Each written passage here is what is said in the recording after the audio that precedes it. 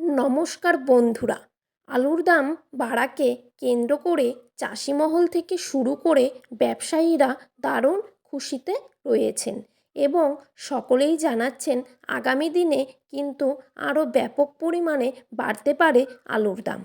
কিন্তু আলুর লোডিং শুরু হতে না হতেই হিমঘরে ভাড়া বৃদ্ধির নোটিশ জারি করল পশ্চিমবঙ্গ সরকার। সম্প্রতি পশ্চিমবঙ্গ প্রগতিশীল আলু ব্যবসা সমিতি এবং ভাড়া বাড়ানোর বিরুদ্ধে আওয়াজ তোলেন। দক্ষিণবঙ্গে এতদিনে 1 কুইন্টাল আলু রাখলে ভাড়া দিতে হতো 168 টাকা এবং নতুন ভাড়া করা হয়েছে 182 টাকা, অর্থাৎ কুইন্টালে ভাড়া দিতে হতো 168 টাকা এবং নতুন ভাড়া করা হয়েছে 182 টাকা, অর্থাৎ কুইন্টালে ভাড়া বৃদ্ধি পেয়েছে 14 টাকা করে। এদিকে এই বছর আলুর দাম কী যায়, চাষিরা লস খাবে না লাভ করবে তার ঠিক নেই। কিন্তু ভাড়া বাড়ানোকে কেন্দ্র করে কৃষকদের ওপর কিন্তু নতুন করে একটা চাপ সৃষ্টি হয়েছে। চাষিদের কাছ থেকে কয়েক কোটি টাকা ভাড়া আদায় করে কিভাবে বাজারে আলুর দাম নিয়ন্ত্রণে রাখবে সরকার, তা নিয়েই চিন্তিত সকলেই। আজ পশ্চিমবঙ্গের বিভিন্ন স্থানে আলুর চাহিদাকে ভিত্তি করে আলুর দাম কিন্তু ঊর্ধ্বমুখী লক্ষ্য করা যাচ্ছে। অপরদিকে পশ্চিমবঙ্গের বিভিন্ন স্থানে জ্যোতি আলুর ফলন কম রয়েছে এবং অপরদিকে উত্তরপ্রদেশেও জ্যোতি আলুর ফলন কিন্তু মারাত্মকভাবে কম লক্ষ্য করা যাচ্ছে, যার ফলে পশ্চিমবঙ্গে আলুর দাম কিন্তু বাড়তে শুরু করলো।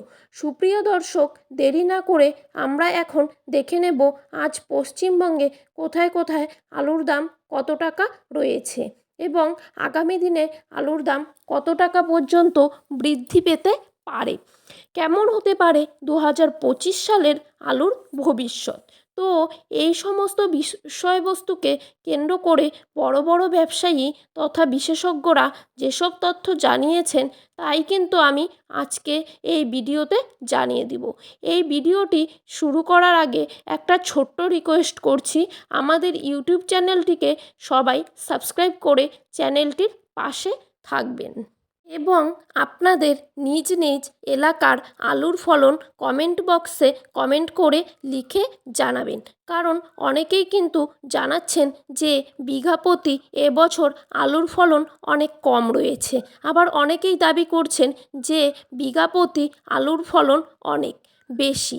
তাই আপনারা যদি সকলেই কমেন্ট করে নিজ এলাকার ফলন লিখে জানান তাহলে কিন্তু সকলের কাছেই পশ্চিমবঙ্গ জুড়ে আলুর ফলন স্পষ্ট হয়ে যাবে, আর তাতে কিন্তু কমেন্ট পড়ার মাধ্যমে আমাদের সকলেরই সুবিধা হয়ে যাবে। তো চলুন বন্ধুরা, এক নজরেই দেখে নেওয়া যাক। আলু তোলার আগে দক্ষিণবঙ্গের বিভিন্ন জেলায় শিলাবৃষ্টির পাশাপাশি ব্যাপক ঝড় বৃষ্টিও হয়েছিল। অনেক জায়গাতেই কিন্তু আলুর ব্যাপক ক্ষতি হয়েছিল। পশ্চিমবঙ্গেও কিন্তু আলুর দাম ঊর্ধ্বমুখী লক্ষ্য করা যাচ্ছে। এছাড়া পশ্চিমবঙ্গে অন্যান্য রাজ্যের তুলনায় কিন্তু এখানেই আলুর দাম সবথেকে কম।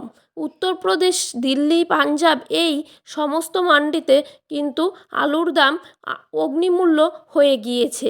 আজ সোনামুখীতে পোকরাজ আলুর দাম 50 কেজির প্যাকেট হিসেবে রয়েছে 390 টাকা, 430 টাকা। বাঁকুড়া জেলার জয়রামবাটিতে পোকরাজ আলুর দাম কিন্তু 50 কেজির প্যাকেট হিসেবে রয়েছে 360 থেকে 390 টাকা, আর রেডির দাম রয়েছে 430। বর্ধমানের মশাগ্রামে পোকরা আলুর দাম কিন্তু রয়েছে 370 থেকে 380 টাকা ডালা। কোয়ালিটির দাম রয়েছে 450 টাকা। কুমরুলে কলম্বো আলুর দাম রয়েছে 520 টাকা এবং রেডির দাম রয়েছে 610 টাকা। হুগলির তারকেশ্বরে জ্যোতি আলুর দাম কিন্তু রয়েছে 490 টাকা, আর রেডির দাম রয়েছে 550 টাকা। তারকেশ্বরে কলম্বো আলুর দাম কিন্তু রয়েছে 490 টাকা, আর রেডির দাম রয়েছে টাকা। হাওড়া জেলার উদয়নারায়ণপুরে সুপার 6 আলুর দাম রয়েছে 530 টাকা। বর্ধমানের মেমোরিতে পোকরা আলুর দাম রয়েছে 390 টাকা এবং রেডির দাম রয়েছে 440 টাকা। পশ্চিম মেদিনীপুর জেলায় আমলাগোড়ায় পোকরা আলুর দাম কিন্তু মাঠেই রয়েছে 350 থেকে 380 টাকা এবং রেডির দাম রয়েছে 420 টাকা। কোচবিহারে পোকরা আলুর দাম কিন্তু দেখা যাচ্ছে 400 থেকে 430 টাকা।